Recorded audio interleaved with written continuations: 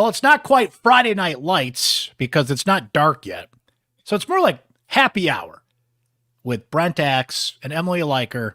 Day 2 of Syracuse football training camp is in the books, and we are here to talk about that with you. Our Syracuse Sports Insiders have some great questions we're going to get to. We're going to hear from Justin Barron and Marlowe Wax, two of the veteran players on this team. There's a lot of new faces out there and some have taken on leadership roles, but those returning players are so important on the Syracuse football team.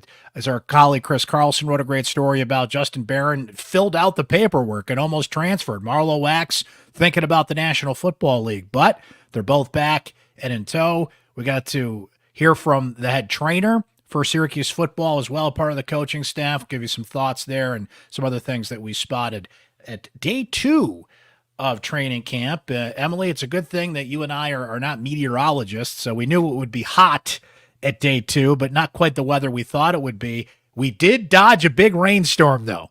Mm-hmm. So that was good news.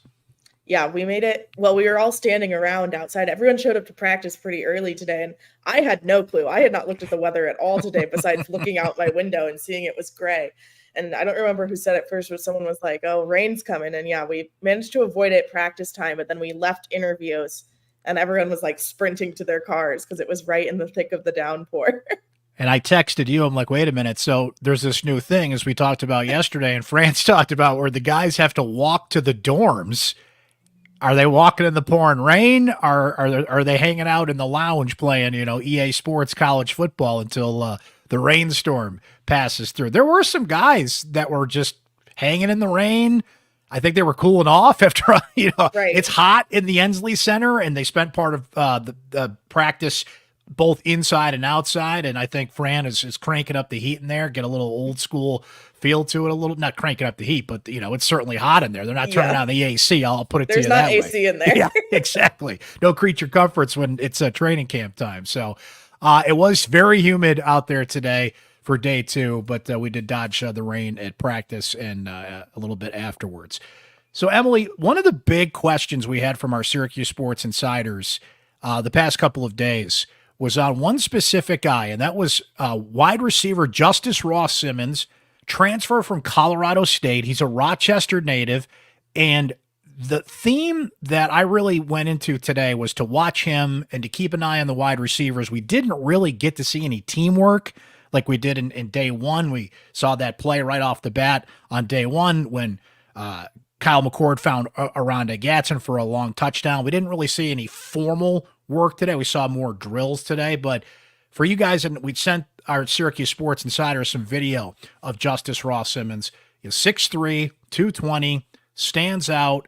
This is going to be, I think, a formidable target for Kyle McCord. But what really stands out to me, Emily, is this is a deep wide receiver room. When I wrote my 24 and 24 column, which is still up, hope you guys can check that out on syracuse.com, I always ask the question, what's the deepest unit on the team?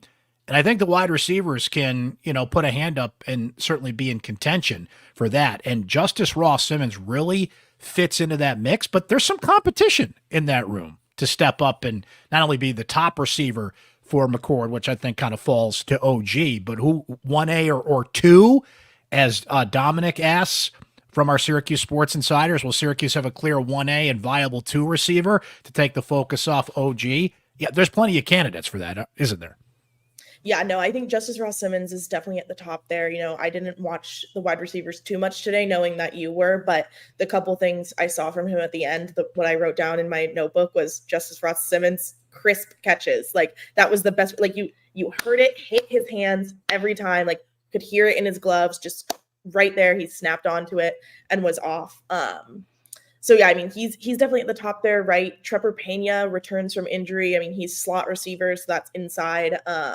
He was certainly one of those guys we've talked about. Like, we've been told a lot of very good things about him and that he has been one of this team's top receivers in the past, but because of injuries, he hasn't been available. I think he'll be in the mix a lot more. And then Yazeed Haynes, I think that's probably, those are my top 3 candidates, I think, to be the number 2 receiver behind Gadsden. Yeah, a regular player so far of the new NCAA EA Sports game. Talk about Zede Haynes' speed. I think he's got like a 92 rating or something off the charts, and people would be like, man, this guy's just flying all over the field. Crazy.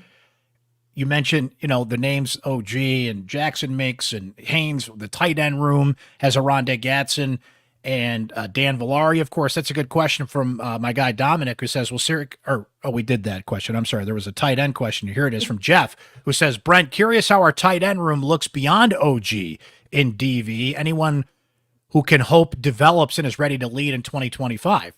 The answer is definitely yes, in the sense of Jamie Tremble, who steps up there. And yesterday, Emily, I don't have the exact quote here because I wasn't in the media session with Aronde Gatson, but he said something along the lines of, I think he could be better than me in the future, right? Yeah, that's pretty much exactly what he said. So I wrote about this yesterday afternoon that, and this goes along with talking about deepest rooms on the team. Like there's only about 6, about 6 guys like that are like reasonable, like kind of receiving and blocking threats in this tight end room. But like all of them are talented. And I think almost all of them you could put on the field this year. Like maybe you hold off on Tremble, like just like making sure there's a few things that OG wanted. OG especially said that Tremble needs to work on, but he did have that quote that he said, you know what, I think this guy has the potential to be better than me. And, even before he had showed up on campus, we had heard that Tremble was like a little OG and that he was going to kind of be in that lineage. And so certainly there are guys coming up in that tight end room. David Clement, who's going to be in his 2nd year and is the CBA Albany product. Fran Brown called him a freak show yesterday. So like that's definitely a compliment for a tight end. And so lots of height in that room, lots of big bodies. And I think working with Michael Johnson has been really good for that position group so far. I mean, Dan Villari spoken very highly of Mike. OG speaks very highly of Mike. And so I think that room is going to be a big threat this year and in the coming years as well. The toughest unit on the team, according to Fran Brown, the tight ends, and certainly one of the deepest. But there's only so many faces you can put out there. And I think we've got to emphasize, and I just want to put one more question up here because that's been the theme today from you guys and your great questions from Steve S., who's one of our newer Syracuse Sports Insiders, and welcome on board. We've seen a real uptick from our Syracuse Sports Insiders. A lot of you guys trying it out here, and training camp is the perfect time to do it because you get our first observations. You're getting exclusive video on the practice field, and being a Syracuse Sports Insider gives you a direct line to Emily and I to answer all the things you want us to look out for at practice, what you want us to ask players and coaches. So be a Syracuse Sports Insider today. You can see all the information on your screen there, but for those of you just listening, all you got to do is text the word orange to 315-847-3895. Steve says, I feel like we're stacked at receiver and tight end. Do you think it's possible Kyle was more options around him than he did at Ohio State? I think this will be what separates Kyle from the rest, which is involving many versus locking in on 1 or 2 guys. And I got to go back to my column again because I did some over-unders, Emily. And Kyle McCord had 24 touchdowns at Ohio State last year. 14 of those touchdowns were to Marvin Harrison Jr., who was a first-round pick, of course, the son of Syracuse legend Marvin Harrison, clear number 1 receiver there, right? Kyle McCord does not run the football. They want him to move around a little bit more now that his ankles are healthy, and Fran has said, that kid that I watched in Little League football. But McCord's you wouldn't call him a mobile quarterback. He has 0 career rushing touchdowns. He is not and this is not a knock on him, it's just the type of quarterback he is. He's not a Garrett Schrader type that's going to make something out of nothing, extend plays, and rush for, Garrett Schrader, I think, had 9 rushing touchdowns last year, even with all the injuries, right? So when I looked at the over-under of 24, the reason I kind of tilted to the under on that's a heavy number to get to, but I do feel like he is going to spread the wealth. OG is the clear number 1 target. I don't think there's any question about that. He was last year until he got hurt. He is this year. We mentioned a little earlier the other names that are in the mix there, but Fran Brown's and Jeff Nixon's got a good problem to deal with here in the depth at receiver. But I do want to go back to something here, Emily. Even though Kyle McCord is not a mobile quarterback, Fran and Jeff Nixon, time and again, will tell you, we want to run the football. We want to run the football. Balance. I had a stat in my column as well that balanced out what Ohio State did last year in terms of running the ball and passing the ball. And look, every offensive coordinator says the same thing in the sense of, well, if we've got to throw the ball 50 times a game, we'll do that. If we have to run the ball 50 times a game, we'll do that, right? Like I understand that, but McCord has said what he's seeing in this offense is similar to what he had at Ohio State. Per Steve's point, and I feel this way as well, while OG's the top guy, Emily, there's enough depth here. There's enough speed here. There's enough targets here that McCord can spread the wealth. He's got enough guys that there's going to be 3 or 4 viable targets out there every time they go to throw the football. Yeah, there's definitely a lot of targets. I will say, I think always naturally a 1 and 2 do appear, and there will be 2 guys who have significantly more yardage than others. To the point of comparing it against Kyle at Ohio State last year, I just pulled up and was looking at their receiving yards and kind of how the wealth was distributed there. And Marvin Harrison Jr. obviously had 1,200, just over 1,200 with the 14 touchdowns. And then they had 2 guys with over 500 yards and 5 and 4 touchdowns apiece. And then it dropped to a few around 200 to 300 yards. And honestly, I think that is probably what it's going to look like for Syracuse. Maybe not like 1 all the way up at 1,000 like Marvin Harrison Jr., but I still think we'll see OG in like an 800 to 900 to maybe 1,000 range, and then 1 or 2 of these guys coming up behind in that 600 to 700 range, and then some other guys with lower end numbers. And that's just like a chemistry thing. Like, there are naturally guys that you build better rapport with. I mean, we've heard so much from Kyle and OG already, like even just in the limited time they've had together, how good their connection is.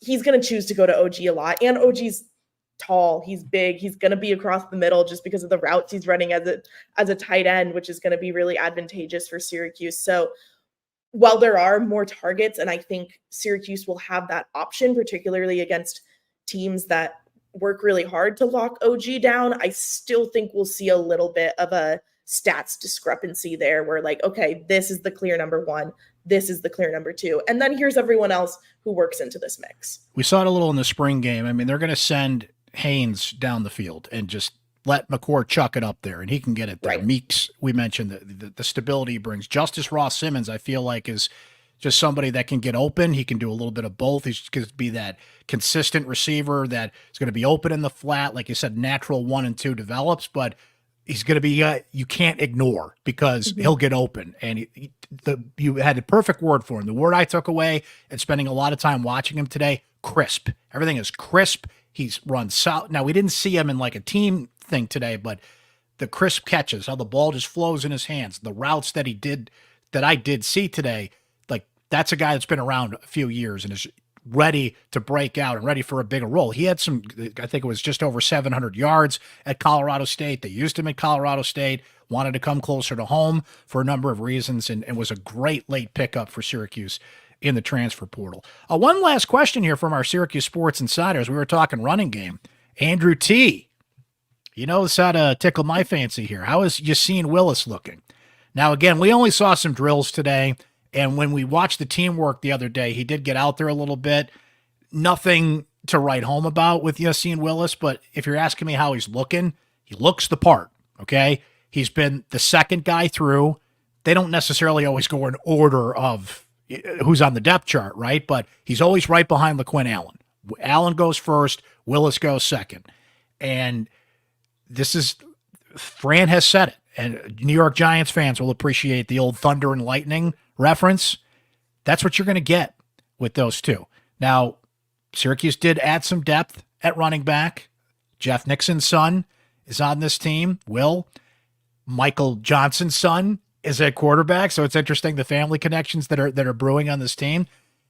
LaQuinn, I think, will be over 1,000 yards again this year, but Willis is going to play. And you are going to when he runs on the field, if you didn't see spring ball, and we'll send you some videos as camp goes along here, just to give you a sense of Willis. But if you parachuted in on practice and you're looking for guys that stand out, it's not going to be long before you're like, that guy right there. And he's a freshman to boot as well. Yeah, I can't recall who it was. I was talking to someone recently who has been around the program a little bit. And I was talking about guys who were like, whoa, like you just like, oh my God, their size. And yeah, Yassine Willis is one of those guys that anyone who's shown up at practice, you clock him at least like the first time that you're there and you're like, oh, that person, he is a large human being. Emily, I focused on the receivers, and it was funny because they split practice. The offense was outside for a while. The defense went inside. And I looked around at one point, and I was literally the only person watching the offense outside as everybody ducked inside. So what did you see while I was outside focusing on Justus Ross-Simmons and the receivers? Yeah, I was watching Fran work with the cornerbacks a lot today. There's about 10 of them in that room now. I was mainly watching for Clarence Lewis, who's the late transfer portal addition from Notre Dame, just kind of seeing where he was fitting in the mix and what was up with him. And then I got to talk with him after practice. I'll start with just in terms of Fran and that cornerback room again. Like it's the same as we saw in the spring. He's high energy. He's pushing them for details. They were working on kind of flipping their bodies when they're tracking a ball and then being able to turn and move in order to make some interceptions this fall. Obviously, they were working against air, so it's a little hard to tell. Like lots of guys were catching things, but would they catch them as interceptions? I don't know yet. But the four that I think are standing out there is pretty much the same as the spring. It's Marcellus Barnes Jr., who we talked about yesterday, did seem to get some reps with the ones in that opening team drill. Jaden Bellamy, who I think is probably a lock for the depth chart at this point. Devin Grant, who I know we had some questions about in the text line, I believe, and who was working with the corners today. And then Clarence Lewis. And I think those are probably the top four guys. Clarence, I asked afterwards, obviously, like, how'd you end up at Syracuse? Mm-hmm. Why'd you choose to come here? And he was just basically like he wanted somewhere else for his final year of college ball, which is what a lot of guys do nowadays with the portal. Obviously said lots of nice things about Notre Dame and playing over there. It was interesting. He said the biggest thing he learned at Notre Dame was like the importance of attention to detail. And I was like, oh, well, that translates really well here, right? Because you got Dart. And he was like, yeah, no question. Like this is everything I learned there about a detail. Like it's even more so over here. And we're hounding that every day. So yeah, I'm curious to see a little bit like how those four shake out in terms of like who's ones, who's twos. But I would say those are certainly the four that are excelling in that group and working with Fran right now. I want to play this clip here from Justin Barron. You mentioned you got to talk with Clarence Lewis. I asked Justin Barron today, you're back, Marlowe's back, some names that people recognize and veterans that are back to lead this team. But who are some of the newer names out there that are stepping into leadership roles? I was struck by that the other day, Emily, when Fran was listing off leaders that he's seen. And of course, McCord steps to the top of that list, but he mentioned Deion Wilson, who I got to talk to a little bit today. Really enjoyed my conversation with him. By the way, you'll hear more about that in the near future. I'm going to write a story about our conversation because it was really interesting to get his perspective on coming to Syracuse. But some names that Fran mentioned, forgetting the other one off the top of my head, but they're all new guys, right? So I asked Justin Barron, who are some of those newer guys that are standing out and leading into leadership positions, and Lewis was one of the guys he mentioned. One that comes to mind, right, is Clarence Lewis. He's playing so well, and even since the summer when we're just working out, he's a veteran, right? Came from Notre Dame, the established program, and he just knows football, right? Devin Grant, obviously another one. All those guys, all the transfers came in. Fidel, Isaiah Hastings, Tank, everyone that you guys have heard of, they're all doing a great job, and we all what's the right word? Play off of each other, I guess you could say, right? To try and balance that leadership. But it's been great being on the field with all of them. And that position that you focused on and talked about, Emily, and we saw once we went inside a little bit and saw Fran working with the secondary, which he does often, you would expect from a secondary coach.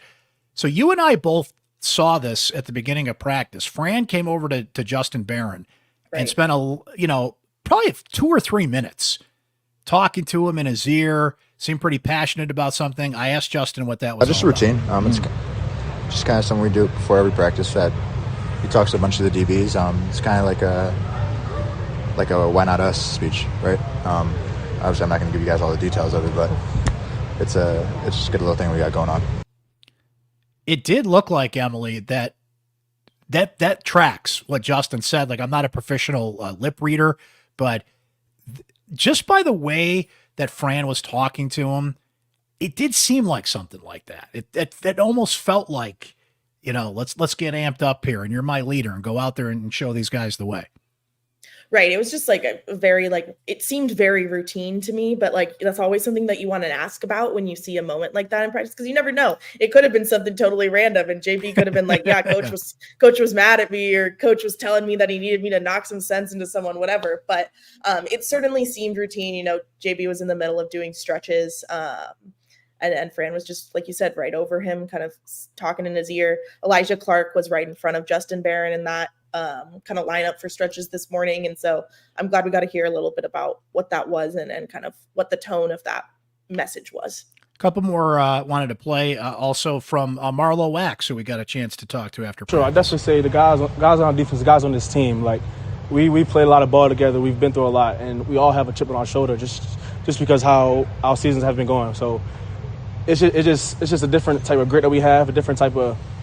We just really want to win. So that's just what we're doing. We just stand together, working hard. And one more from Marlowe. For sure. I always, my years here and seeing other schools doing it, seeing other schools that were successful doing it, I was always wondering why we never did it. I mean, I was always happy going in my own bid, but I always wondered why we never did it. But I'm happy that we did it. It's just something I can say that I did and the experience. And it's going to make us a little bit tougher. I mean, walking 9:30 at night, walking all the way over there is definitely going to make us. I got cut off a little bit at the end there, but that was Marlowe discussing the dorm living and the walking back and forth and the old school thing. And it's interesting, Emily, when I asked Dan Villari about that yesterday, he kind of laughed and he's like, as a fifth-year guy, I've kind of been through everything. I was a little skeptical about this at first, but certainly kind of came around to it and understands what Fran's trying to build there. So I'm always curious, and there were some players, Fidel Diggs included, who's been around the block a few times, that pushed for this and wanted to see this happen. It's one thing when the freshmen and sophomores have to go through this, but when you've been through 4 or 5 training camps and you're like, man, well, what are we doing now? I could always understand a little bit of skepticism, but you need your leaders to buy into something like that. Yeah, I let out a little laugh when I first heard Dan's initial reaction, listening back to your conversation with him. I was like, he did say he came around to it, but you could hear him be like, oh yeah, I was a little like right when this started. So, but yeah, I mean, overall, I think the reaction to it has been positive. We haven't heard from anyone yet being like, no, I hate that I'm living in a dorm. Kyle told us yesterday that they do have AC in there, which is good because anyone who's been to any college anywhere, I think, knows dorm AC is not a given. So I'm glad that they have that amenity for themselves. So we also got a chance the past couple of days, as a matter of fact, to talk to some members of the training staff. Training camp is always an interesting balance of building toughness, building chemistry.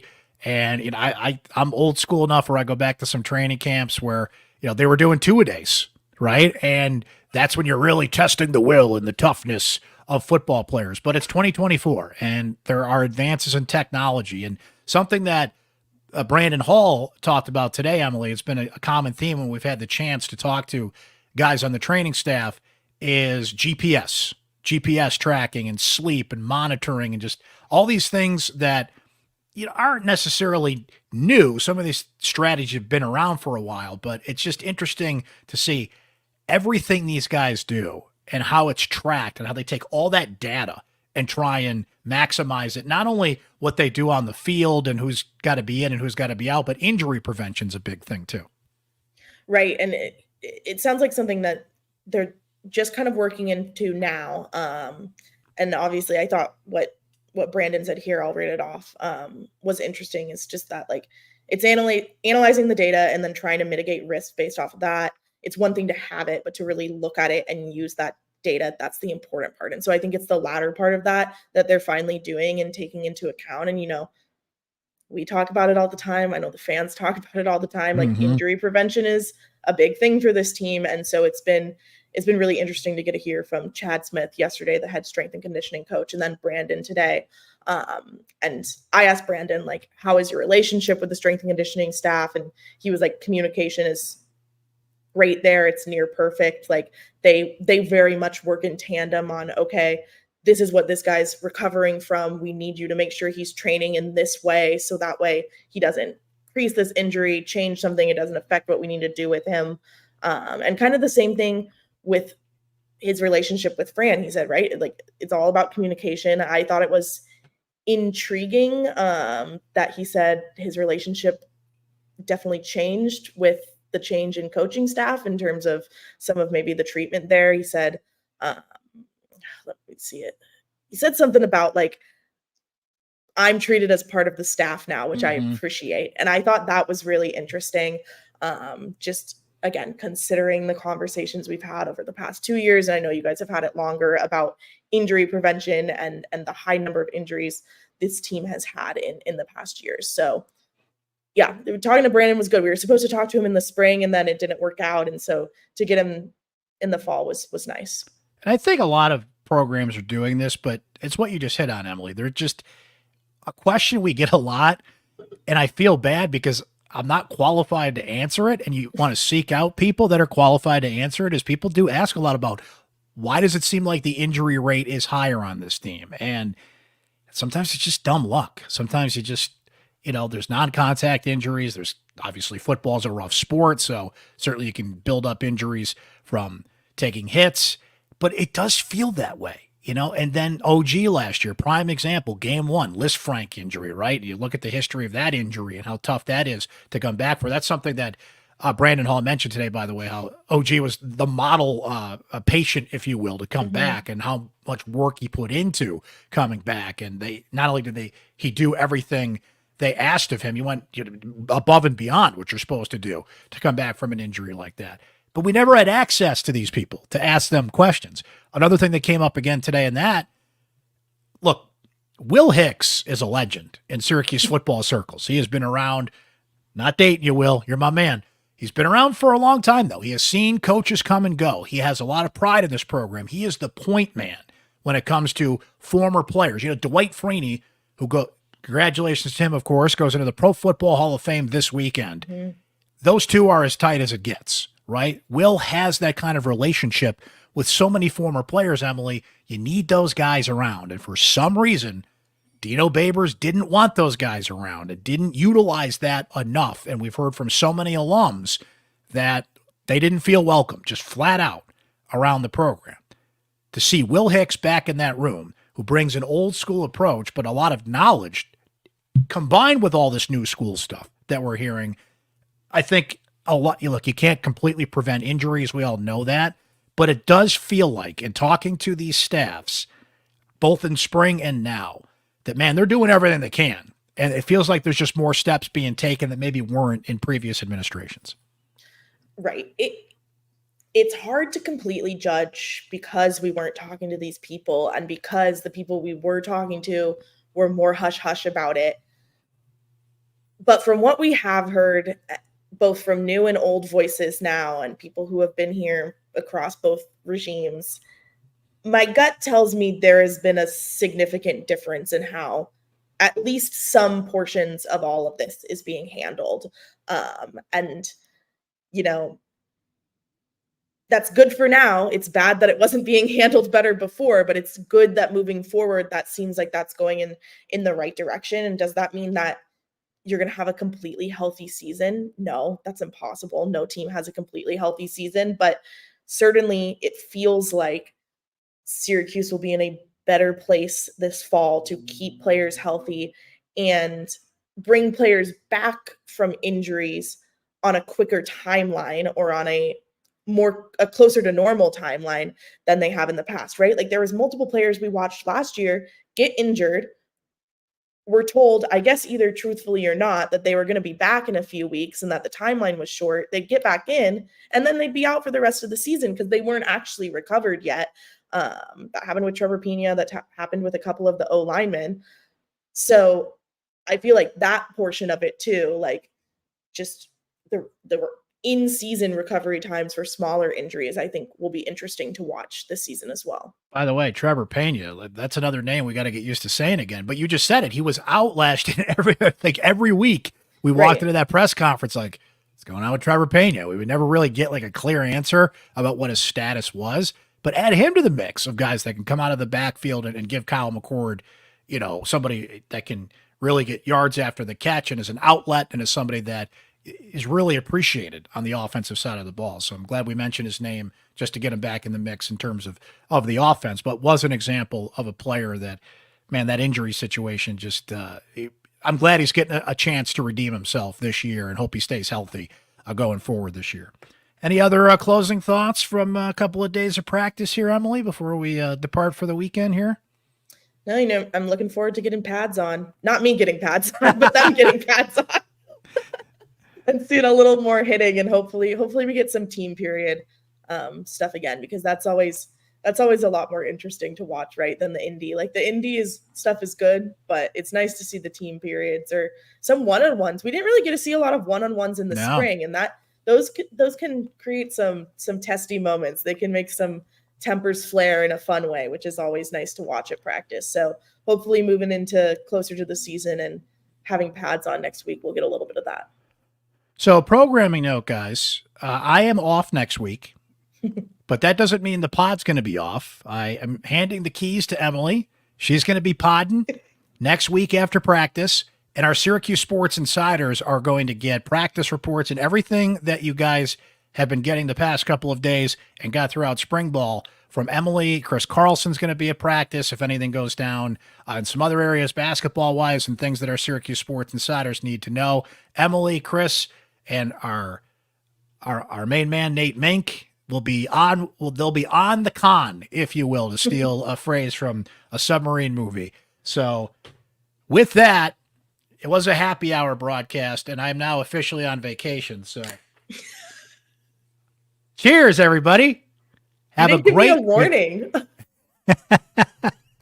Have a great weekend. Have a great week. I'll be back Monday, August 12th, I believe and that's when the ACC Network's in town. So that'll be an interesting day. The cameras are out there miking up the coaches, and that's when the Hard Knocks series premieres on Monday, August 12th. So we'll have a lot to talk about when I get back, but the show goes on with Emily next week. Hope you guys can tune in and send her some great questions as well for the podcast. Thanks for watching and listening today. Thank you, Emily, as always. We'll catch you next time here on Syracuse Sports. You guys have a great weekend.